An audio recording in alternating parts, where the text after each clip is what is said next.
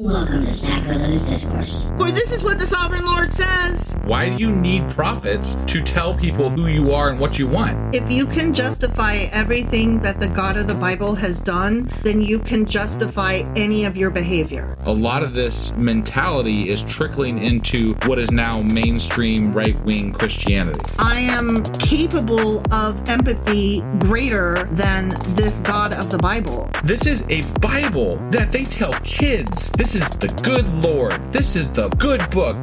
He is fantasizing about murder, mass murder. Head over to sacrilegiousdiscourse.com right now to find out how to leave us a review or support us on Patreon.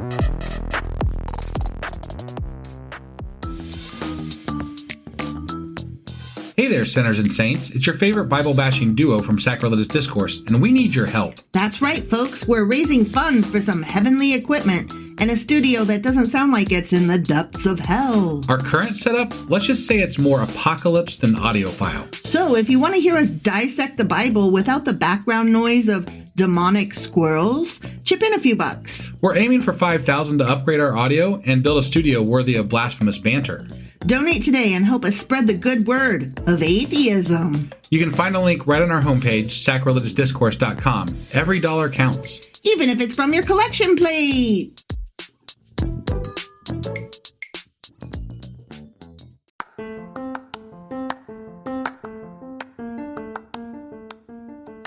Hey you, welcome to Sacrilegious Discourse. I'm husband. I'm wife. And together we're reading the Bible. Starting with Genesis and eventually ending with Revelations, we're working through every book and offering our atheist 2 cents. Or shekels. Yeah, those. We're asking questions and pointing out all the nonsense. We aren't academics or scholars. Nope. In fact, when it comes to religion, we really don't know anything at all. What we've learned so far is that God's a dick. Oh, he really is, isn't he? If you're interested in how we reached this startling conclusion, maybe start from episode 1. Otherwise, jump in anywhere. It's all good. Yep.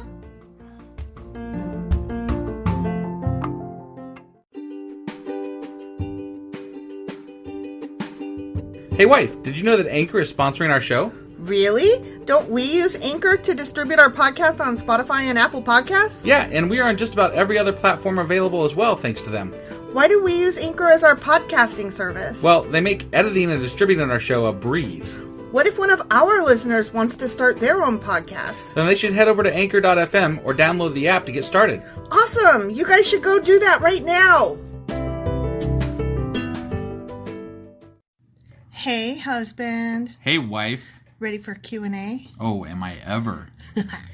We're doing a Q&A over Deuteronomy chapters 30 through 34. Okay. And we're going to talk about the Thummim and Urim. The thumb and the urine? Yes, thumbs. I'm all thumbs, and I have urine. All right, let's do this. Yep.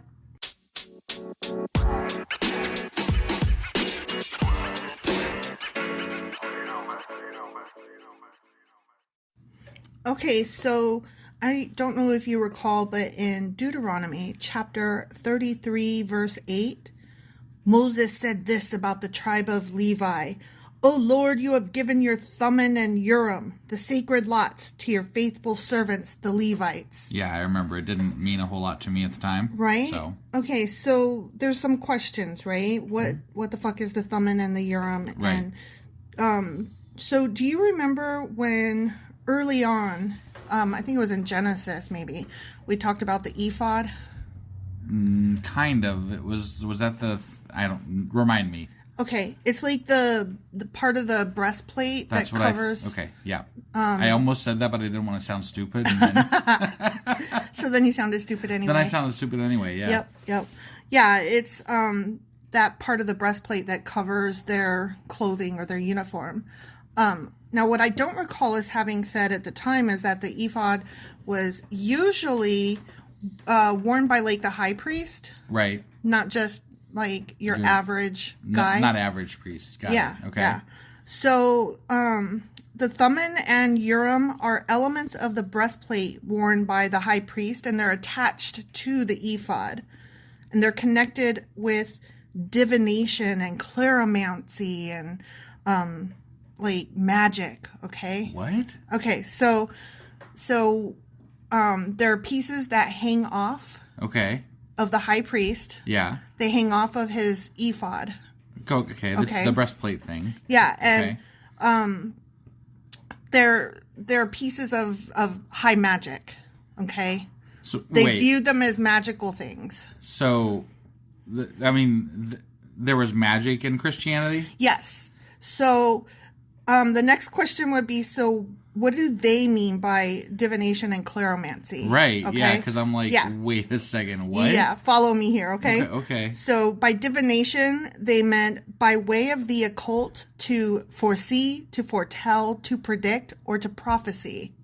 Okay. And I do remember that was okay as long as it came true. Yeah. And as long as it was like one of God's friends on the God team. You gotta be on God's side, and it's gotta come true. And if it doesn't, right, you best watch out. Right. So, the other term, cleromancy, that one I had never heard of, but it means the casting of lots, like rolling the dice or drawing the short stick, that kind of thing. Okay. Where the answer is random. But like throwing the bones, okay, you know what I mean? Casting lots. I got it. So, so sometimes how does that fit into being a priest? So the priest would use divination and cleromancy to tell. So part random answer, part. But they believed that the random answer was supplied by God. Oh, okay. Yeah. So not really random as per God's word. Right. It speak. wasn't random to them. To us, of course, it is random. But to them, they firmly believe that whatever it landed on, God made that happen. It's like if you shook the magic 8 ball and the answer you got, you attributed it to God giving you the answer. Yes. And you always lived by the magic 8 ball. Got it. By whatever answer came up. Yes.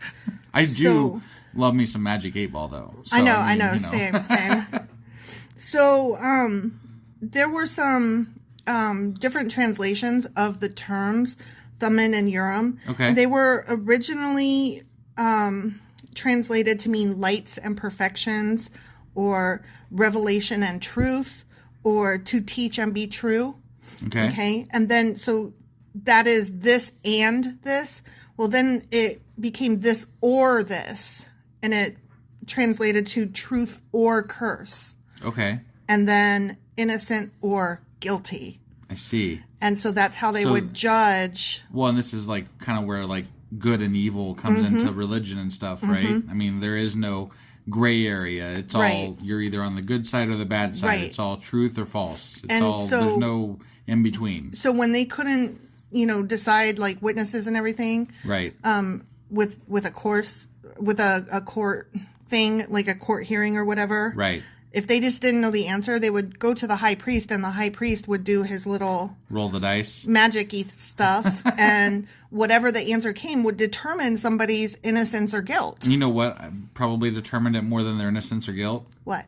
How much money that person gives to the church. That could be as well. And also how much that person was friends with the priest person. Yeah. Just saying. Yep. I bet that had more influence than anything else. Probably. But one thing I find interesting is that several years later, these same kind of magics were used to determine if women were witches in Salem. Yeah, I always love that. Like, there's a scene from Monty Python and the Holy Grail where they've got the witch on the giant scale and, like, weighing it with a chicken on the other side, and it evens out. And they're like, and what do we do with the witch? And they have them go through all these things and burn it, whatever. Yeah. So, you got to watch it if you haven't seen it. Monty Python and the Holy Grail. I mean, really, all the Monty Pythons. Well, yeah, all of them are good. I preferred Life of Brian, but Holy Grail is really good. Yeah, yep. So that's basically all I had. That's the Thummim and the Urim. They're just little magic-y things that hang off of the high priest's ephod. Okay. Well, that was pretty short. I guess we're saving some good stuff for the Deuteronomy wrap-up. Is that it? I mean, I guess. I don't know. Now you just, played it up. Yeah, that better be a good episode. Jesus. I know, right? All right. Well, tomorrow is our weekly wrap-up thing. Yeah, where we play all the episodes at once. And then Monday, we will be getting into special episodes all week because we're wrapping up Deuteronomy and we're wrapping up the Pentateuch. And then after that week's up, we're going to be going into Joshua. So yep. This is pretty cool. This is pretty cool. I'm very excited. We accomplished something. We finished a word, like it's the Pentateuch, right? Yeah. We finished a word. I know. We finished that damn thing. It's true. Yeah. Like, I want to know if there are other sections, right? so that we can say we finished that one. It and be like, okay, yeah. we got done with that. I mean, okay, so you said that one of Lyle Lovett's Joshua judges Ruth. Yeah, that's going to be our next section. Right. We finished the Lyle Lovett section. There you go. Perfect. Okay, and we'll come up with something new for each of the other. We'll come up with some more groups. Sure, sounds good. That's the only way to get through this. All right, guys. We'll see you probably Monday. Yep. And no, definitely Monday. Definitely Monday. Yeah. Sorry, definitely Monday. All right. Bye. Bye.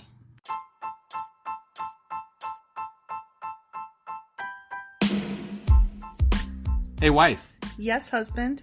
Did you know that we are now on Patreon? Yes, because you told me, but also, no, tell me more. So we're on Patreon now. Are we? We are. And our supporters can go there and support us, and we have multiple levels all the way up to You Killed God. That sounds really drastic and escalated quickly-ish. Well, no, there's multiple levels before there. So it escalates on a sliding scale of, cheap to not cheap. Oh. But, we can definitely use any amount. So, any support is always appreciated. So what exactly is Patreon? It's a place where you can show your support for our podcast. And just our podcast? Any podcast or any performer.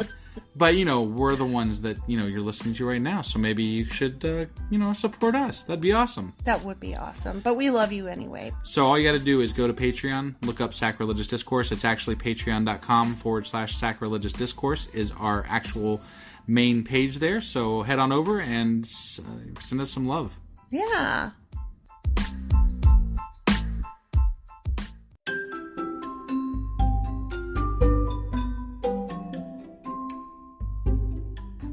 Husband, it's the end. It is indeed, wife.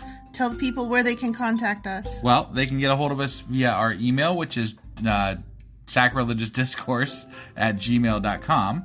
We have Twitter at sacrilegious_D. For D's nuts. Oh, why do you know? Why do you keep doing that? Ugh. All right, we have a Facebook page, an Instagram page, and a Pinterest page. But if you really want to get our attention, Twitter's where it's at. Twitter is where you're at. Yeah.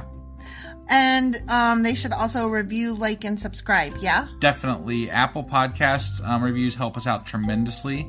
And we also can use your support on Patreon, which is a great place to support us as well. That would be at patreon.com/sacrilegious discourse. Don't forget to say thanks. Thanks. Okay, bye. Bye.